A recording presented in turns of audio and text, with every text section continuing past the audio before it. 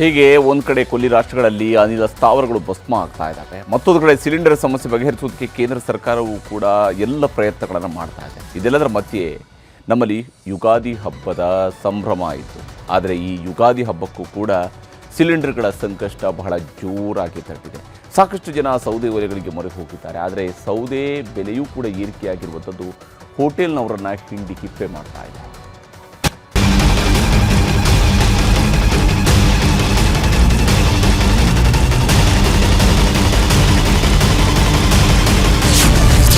ಯುಗಾದಿ ಹೋಳಿಗೆ ಊಟಕ್ಕೂ gas trouble. ಸೌದೆ ಒಲೆಯಲ್ಲಿ ಹೋಳಿಗೆ ಮಾಡಿ ಊಟ. ಕಮರ್ಷಿಯಲ್ ಗ್ಯಾಸ್ ಸಿಗದ ಕಾರಣಕ್ಕೆ ಬೆಂಗಳೂರಿನ ಹಲವು ಹೋಟೆಲ್ಗಳಲ್ಲಿ ಸೌದೆ ಒಲೆ ಬಳಕೆ ಮಾಡಲಾಗ್ತಿದೆ. ವಿದ್ಯಾರ್ಥಿ ಭವನದಲ್ಲಿ ಸೌದೆ ಒಲೆಯಲ್ಲಿ ದೋಸೆ ಪೂರಿ ಮಾಡಿಕೊಂಡು ಎಲೆಕ್ಟ್ರಿಕಲ್ ಸ್ಟವ್ನಲ್ಲಿ ವಡೆ ತಯಾರಿಸಲಾಗ್ತಿದೆ. ಯುಗಾದಿ ಹಬ್ಬ ಫಸ್ಟ್ ಸಿಲಿಂಡರ್ಗೆ ಸೌದೆ ಒಲೆಗೆ ಎಲ್ಲ ಪೂಜೆ ಮಾಡಿದ್ವಿ. ಯಾಕಂದರೆ ಇವಾಗ ಅದೇ ನಮಗೆ ದೇವರು, ಅದರಿಂದನೇ ಮುನ್ನಡೆಸ್ತಾ ಇರೋದು. ಸೊ ಈಗ ಪರ್ಯಾಯ ವ್ಯವಸ್ಥೆ ಮಾಡ್ಕೊಂಡಿದ್ದೀವಿ. ಬರೀ LPG ಒಂದೇ ನಂಬಲಿಲ್ಲ. ಮುಂಚೆ ಎಲ್ಲ ಬರೀ LPG ಇತ್ತು. ಈಗ ಇಂಡಕ್ಷನ್ ಸ್ಟವ್ ಹಾಕಿದ್ದೀವಿ. ಒಂದು ದೋಸೆ ಒಲೆನ ಸೌದೆ ಒಲೆ ಕನ್ವರ್ಟ್ ಮಾಡಿದ್ದೀವಿ. ಈಗ ಎರಡು ದಿವಸದಿಂದ ಜನಗಳದು ಫೀಡ್ಬ್ಯಾಕು ತುಂಬ ಚೆನ್ನಾಗಿದೆ ಅಂತಲೇ ಇದೆ ಸೌದೆ ಒಲೆ ದೋಸೆ. ಮುಂದೆ ಪ್ರತಿದಿನ ಮಾಡಲಿಕ್ಕೆ ವಿ ಕೆನಾಟ್ ಗ್ಯಾರಂಟಿ, ಬಿಕಾಸ್ ಸೌದೆ ಅವೈಲಬಿಲಿಟಿ ಅದು ಮಾಡೋದು ಕಷ್ಟ. ಮತ್ತೆ ಮಲ್ಲೇಶ್ವರಂನ ಬೈಟು ಕೆಫೆ ಟೆಂಪಲ್ ಮಿಲ್ಸ್ನಲ್ಲೂ ಯುಗಾದಿ ಹೋಳಿಗೆ ಊಟಕ್ಕಾಗಿ ಜನರು ಗಂಟೆಗಟ್ಟಲೆ ಕಾದು ಕೂತಿದ್ದರು. ಸೌದೆ ಒಲೆಯಲ್ಲೇ ಎಲ್ಲರಿಗೂ ಅಡುಗೆ ಮಾಡಿಕೊಡಲಾಯಿತು. ದಿನವೇ ಇದನ್ನೇ ಮಾಡಬೇಕು ಅಂದ್ರೆ ಕಷ್ಟ ಅಂತಾರೆ ಮ್ಯಾನೇಜರ್. ಮಾಡಬಾರದನ್ನೋ ಉದ್ದೇಶದಿಂದ ನಾವು ಒಂದು 2 ಸಿಲಿಂಡರ್ಗಳನ್ನು ತೆಗೆದಿಟ್ಟು ಯುಗಾದಿ ಹಬ್ಬವನ್ನು ಆಚರಣೆ ಮಾಡ್ತಾ ಇದ್ವಿ. ನಮ್ಮದು ಹಬ್ಬಕ್ಕೆ ಕ್ಯಾರಿಯರ್ ಅತಿ ಹೆಚ್ಚು ಹೋಗ್ತಾ ಇತ್ತು. ಅಂದರೆ ಒಂದು 300-400 ಕ್ಯಾರಿಯರ್ ಹೋಗ್ತಾ ಇತ್ತು. ನಾವು ಫ್ರೀ ಬುಕ್ಕಿಂಗ್ ತಗೊಳ್ತಾ ಇದ್ವಿ. ಈ ಸಲ ಅದನ್ನು ಕಟ್ಔಟ್ ಮಾಡಿದ್ದೀವಿ, ತಗೊಂಡಿಲ್ಲ ಆರ್ಡ್ರ್ಗಳನ್ನು. ಗ್ರಾಹಕರಿಗೆ ಇಲ್ಲಿ ನಿರಾಸೆ ಮಾಡಬಾರ್ದು, ಇಲ್ಲ ಅಟ್ಲೀಸ್ಟ್ ಸಿಟ್ಟಿಂಗ್ ಆದರೂ ಬಂದು ಊಟ ಮಾಡಬೇಕು ಅಂತ ನಾವು. ಮಲ್ಲೇಶ್ವರಂನ ಹಳ್ಳಿ ಮನೆಯಲ್ಲೂ ಸೌದೆ ಒಲೆಯಲ್ಲೇ ಹೋಳಿಗೆ ತಯಾರಿ ಮಾಡಲಾಯಿತು. ಬರೋಬ್ಬರಿ 4,000 ಹೋಳಿಗೆಗಳನ್ನ ಸೌದೆ ಒಲೆಯಲ್ಲೇ ರೆಡಿ ಮಾಡಲಾಗಿತ್ತು. ಅರ್ಧ ಕಿಲೋಮೀಟರ್ ಕ್ಯೂ ನಿಂತಿದ್ದರು ಜನ. ಎಷ್ಟು ಪ್ರಿಪೇರ್ ಮಾಡಿದಿರಿ ಹೋಳಿಗೆನ? ಪ್ರಿಪೇರ್ ಒಂದು ಸಾಧಾರಣ 4,000 ಹೋಳಿಗೆ ಪ್ರಿಪೇರ್ ಮಾಡಿದ್ದೀವಿ.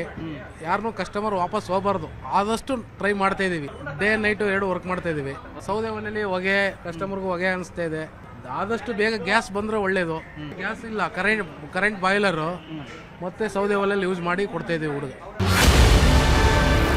ಹೀಗೆ ಎಲ್ಲ ಕಡೆಗಳಲ್ಲೂ ಸೌದೆ ಒಲೆಯಲ್ಲೇ ಅಡುಗೆ ಮಾಡುತ್ತಿರುವ ಕಾರಣಕ್ಕೆ ಸೌದೆ ರೇಟ್ ಕೂಡ ಸಹಜವಾಗೇ ಏರಿಕೆಯಾಗಿದೆ. 1 ಕ್ವಿಂಟಾಲ್ ಸೌದೆಗೆ ಬರೋಬ್ಬರಿ 900 ರೂಪಾಯಿ ಕೊಡಬೇಕು. ಗ್ಯಾಸ್ ಸಮಸ್ಯೆಗೂ ಮೊದಲು ಕ್ವಿಂಟಾಲ್ಗೆ 300 ರೂಪಾಯಿ ಇದ್ದ ಬೆಲೆ ಈಗ ಏಕಾಏಕಿ ದುಪ್ಪಟ್ಟಲ್ಲ 3 ಪಟ್ಟು ಹೆಚ್ಚಾಗಿದೆ. ಮಣ್ಣು ಬಂದು 30-35 ರೂಪಾಯಿ ಇತ್ತು. ಇವಾಗ 60-70 ರೂಪಾಯಿ ಆಗಿದೆ. ಇವಾಗ ಡಬಲ್ ಆಗಿದೆ. ಯಾಕಂದ್ರೆ ಈ ಗ್ಯಾಸ್ ಸಮಸ್ಯೆ ಐತಲ್ಲ, ಅದರಿಂದ ಸ್ವಲ್ಪ ಜಾಸ್ತಿ ಆಗಿದೆ. ಮೊದಲಿಂದ ಇವಾಗ ಕಸ್ಟಮರ್ ಜಾಸ್ತಿ ಅವರು.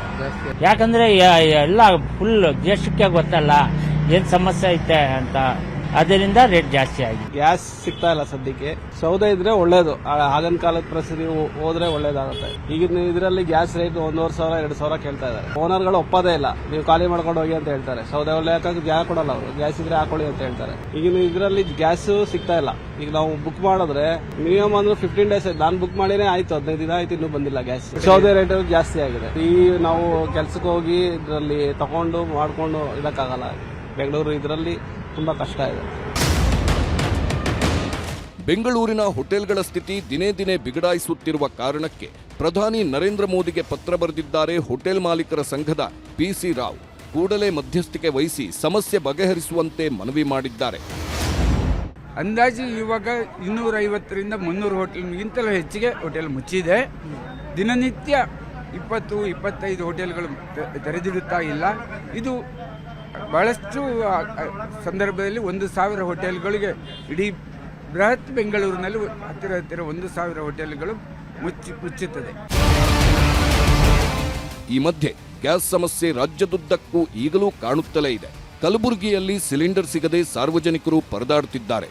ರಂಜಾನ್ ಮತ್ತು ಯುಗಾದಿ ಹಬ್ಬ ಇರುವ ಕಾರಣ ಸಿಲಿಂಡರ್ ಸಿಗದೆ ನಗರದ ವಿವಿಧ ಗ್ಯಾಸ್ ಏಜೆನ್ಸಿಗಳ ಮುಂದೆ ಜನ ಗಂಟೆಗಟ್ಟಲೆ ಸಾಲುಗಟ್ಟಿ ನಿಂತಿದ್ದಾರೆ.